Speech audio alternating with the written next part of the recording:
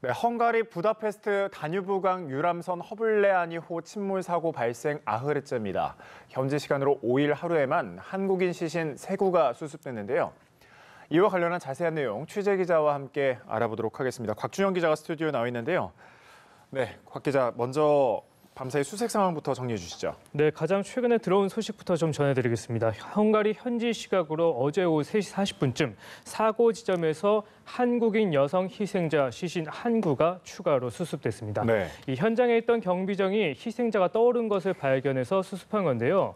이 한국과 헝가리 합동 감식팀은 침몰 선박에 탑승해 있던 40대 한국인 여성으로 최종 확정했습니다. 이보다 앞서 오전 9시 20분쯤 수습된 60대 남성 시신, 또 낮 12시 10분쯤 수습된 30대 여성 시신 모두 한국인 사망자로 확인됐습니다. 이 30대 여성의 경우 사고 지점에서 남단으로 약 50km 떨어진 곳에서 보트 수색을 하던 헝가리 구조요원에 의해 확인이 됐는데요.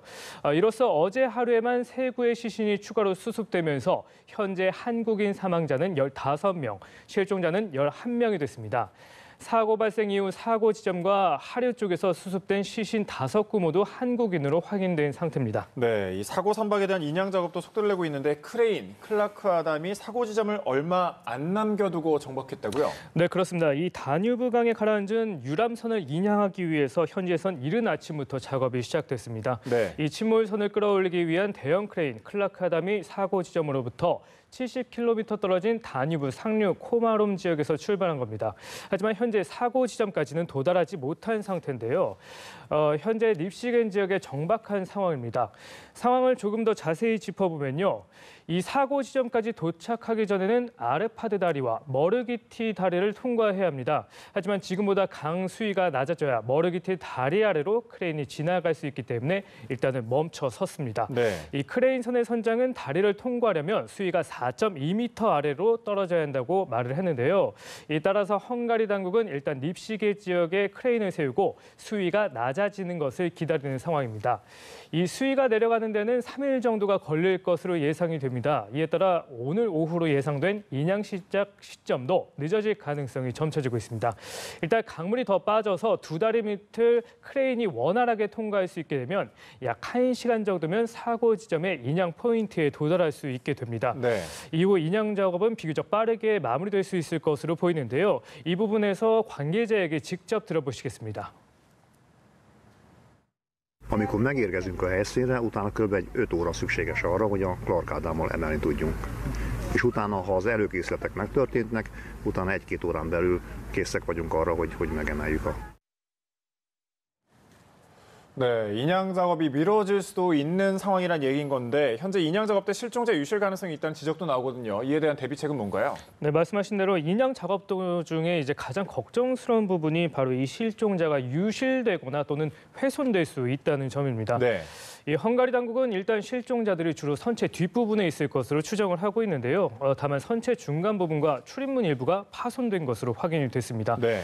따라서 여기에 그물망을 설치하는 등 대책을 강구하겠다는 게 이 헝가리 당국의 설명입니다. 또 선체에 큰 유리창이 깨지거나 깨져 있을 수도 있어서 그쪽으로 실종자들이 유실되지 않도록 체인 등으로 또 고정시킬 예정이기도 한데요. 네. 이 또 만일의 사태에 대해서도 대비를 했습니다. 관계자의 얘기를 직접 들어보시겠습니다.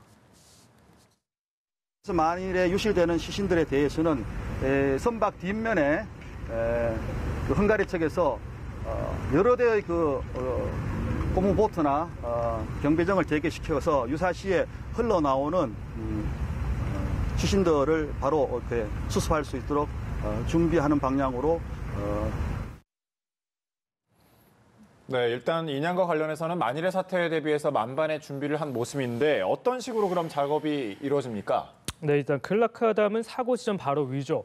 이 머르기티 다리 아래를 통과한 뒤 침몰 선체의 남쪽 끝부분으로 돌아갑니다. 이어 본격적인 선체 인양 전 고정장치 설치와 시신 유실을 막기 위한 작업이 이루어질 예정입니다. 네. 이후 헝가리 당국은 크레인과 침몰 선체를 체인으로 연결할 이 결속 장치를 연결할 예정인데요. 체인을 감은 뒤에는 인양 직전 시신들이 빠져나갈 가능성이 낮은 소형 창문의 일부를 깨뜨려서 물을 빼서 이 수압을 낮추는 작업도 거치게 됩니다. 이 또 크레인과 배를 연결하는 작업과 더불어서 이 시신 유실 방지용 그물망을 선체 중간 파손된 출입문 쪽에 설치를 하기로 했습니다. 이어 보트대기와 부표 설치 등이 최종적으로 완료되면 이르면 내일부터 배를 들러 올리는 작업도 이어질 예정입니다. 네, 상황을 가정해서 어느 정도 만반의 준비를 한 모습인데 어떤 부분에 주로 방점을 두고 작업이 이루어지나요? 네, 일단은 그 최대 목표는 실종자의 시신을 단 한 구도 놓치지 않고 조심히 배를 들어 올리는 거라고 할 수 있겠습니다. 네. 하지만 중요한 게 침몰한 배가 오래된 상태고 또 이 사고로 인한 손상도 있었을 것이라는 건데요. 일단 허블라니오는 충돌 당시의 충격과 침몰 과정에서 이 선체 중간 부분이 파손돼 선체가 상당히 약해진 것으로 지금 추정이 되고 있는 상태입니다. 때문에 선체의 보전을 위해선 고정 장치를 받고 이 체인의 연결 위치를 어떻게 정하는지가 굉장히 중요한 상황이거든요. 하지만 이 헝가리는 바다가 없는 내륙 국가라는 것을 좀 감안해야 될 필요가 있습니다. 네. 다시 말해서 침몰한 배를 인양하는 작업에서 얼마나 전문적인 노하우나 이 기술력을 갖고 있는지가 아직 검증이 되지 않았다는 얘기거든요. 네. 다만 정부 합동신속대응팀 관계자에 따르면 선박 상태가 그렇게 나쁘지는 않고 중간 일부만 손상된 것으로 파악이 되고 있습니다. 네. 이 선체가 크레인을 통해 바지선으로 옮겨지면 선박 안의 이 시신 확인은 가장 먼저 한국 측 합동신속대응팀 소속 대원들이 하기로 이 한국과 헝가리 당국은 합의를 한 상태입니다. 그렇군요. 또 이 사고 관련 조사도 속도를 내고 있는 모습인데 헝가리 당국이 사고 생존자들로부터 그 사고 당시 상황에 대한 추가 진술 조사를 작성했다고요? 네, 그렇습니다. 이 정부 합동신속대응팀에 따르면요. 생존한 한국인 중 퇴원한 6명이 헝가리 검경이 마련한 합동진술회에 참석했습니다. 이 생존자들의 진술 보강 조사는 현지 시간으로 지난 4일 오후 2시부터 오후 10시까지 약 8시간 동안 진행이 됐습니다. 네. 앞서 생존자들은 불면증의 고통에 시달리면서도 이 정확한 사고 원인 규명을 위해서 헝가리 경찰에 자세한 증언을 위한 보강 수서를 요청해왔거든요. 이들은 합동진술회에서 추돌 전 가해 선박이 경고를 한 적이 없었고 또 급선화했다는 취지로 진술을 했습니다. 이 진술 조서로 채택이 되는데요.